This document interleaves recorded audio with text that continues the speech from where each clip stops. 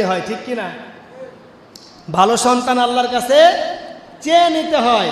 মা বাবা যদি সন্তান আল্লাহর কাছে চাইতে না পারে, ওই সংসারে আল্লাহ পাক ভালো সন্তান দেবে না। ইব্রাহিম নবী আলাইহিস সালাম আল্লাহর কাছে বললেন, রব্বি হাবলি মিনাস সালিহিন, আয় আল্লাহ, হে আল্লাহ, আমাকে একটি নেককার সন্তান দান করেন। তাহলে যাদের এখনো সন্তান হয় নাই তারা এই দোয়াটা বেশি বেশি করবেন, রব্বি হাবলি মিনাস সালিহিন। পারবেন তো ইনশাআল্লাহ? যদি আরবিতে না পারেন বাংলায় দোয়া করবেন, আল্লাহ আমাকে একটা নেককার সন্তান দান করেন। কি সন্তান? ইব্রাহিম নবী আলাইহিস সালাতু সালাম আল্লাহর কাছে দোয়া করলেন, আল্লাহ রব্বি হাবলি মিনাস সালিহিন, আয় আল্লাহ আমাকে একটা নেককার সন্তান দান করেন। এভাবে দোয়া করতে করতে চলে গেছে 80 বছর। জোরে কোন কয় বছর? আপনার আমার কি 80 বছরের ধৈর্য আছে? এই আসতে বললেন কেন? আছে 80 বছর কেন? বিবাহের পরে 80 মিনিট যায় না, চিন্তা লাগে দেয়। শ্বশুর বলেন, বৌমা বুঝি না, একটা সন্তান দেওয়া লাগবে, ঠিক কিনা? শাশুড়ি বলে কিছু বুঝি না, একটা সন্তান লাগবে। স্বামীও বলে কিছু বুঝি না, একটা সন্তান লাগবে।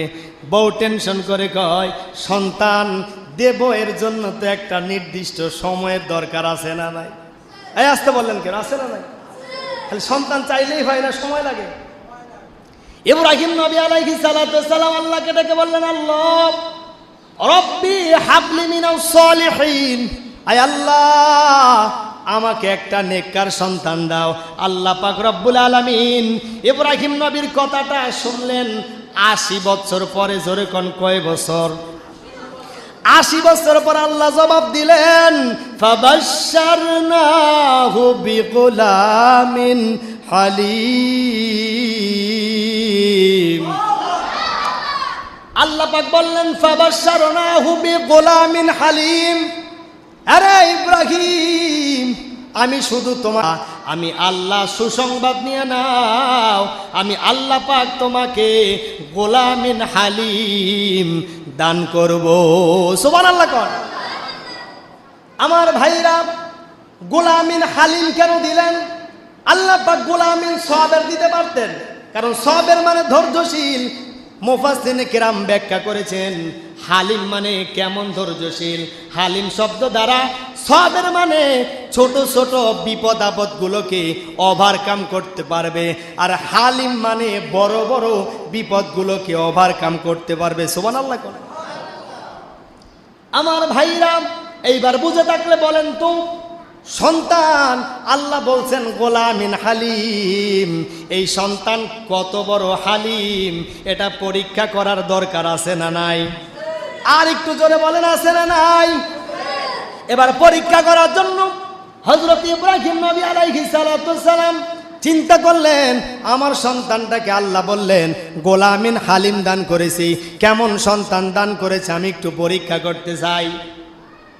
স্বপ্নের মধ্যে আল্লাহ পাক রব্বুল আলামিন ইব্রাহিম নবীকে জানাই দিলেন, আরে ইব্রাহিম, তোমার সবচাইতে প্রিয় জিনিসটা আল্লাহর রাস্তায় কুরবানি করো। ইব্রাহিম নবী প্রথম দিনে উট কুরবানি করলেন, কেউ লিখেছেন দ্বিতীয় দিনে অন্য প্রাণী কুরবানি করেছেন, কেউ লিখেছেন পরপর 1, 2, 3 দিন পর্যন্ত উট কুরবানি দিলেন। আল্লাহ বললেন কবুল হয় নাই।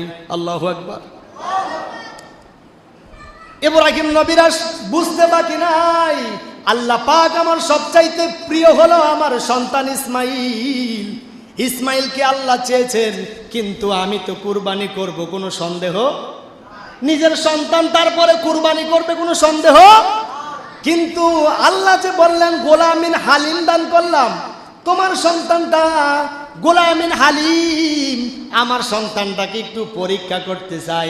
এবার পরীক্ষা করার জন্য সন্তানটাকে যে বললেন, বাবা বলতেছেন, ফালাম্মা বালাগা মাআহু সায়া ক্বালা ইয়া বুনাইয়া ইন্নী আরা ফিল মানাম আন্নী আসবাহুক ফানজুর মাযা তারা ক্বালা ইয়া আবাতি ফাআল মা তু'মার সাতাজিদুনি ইনশাআল্লাহ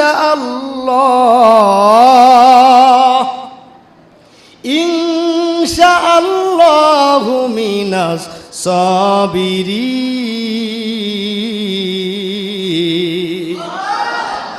আর একটু জোরে কোন আল্লাহু আকবার। ফালাম্মা বালাগা মাহু সায়া ক্বালা ইয়া বুনাইয়া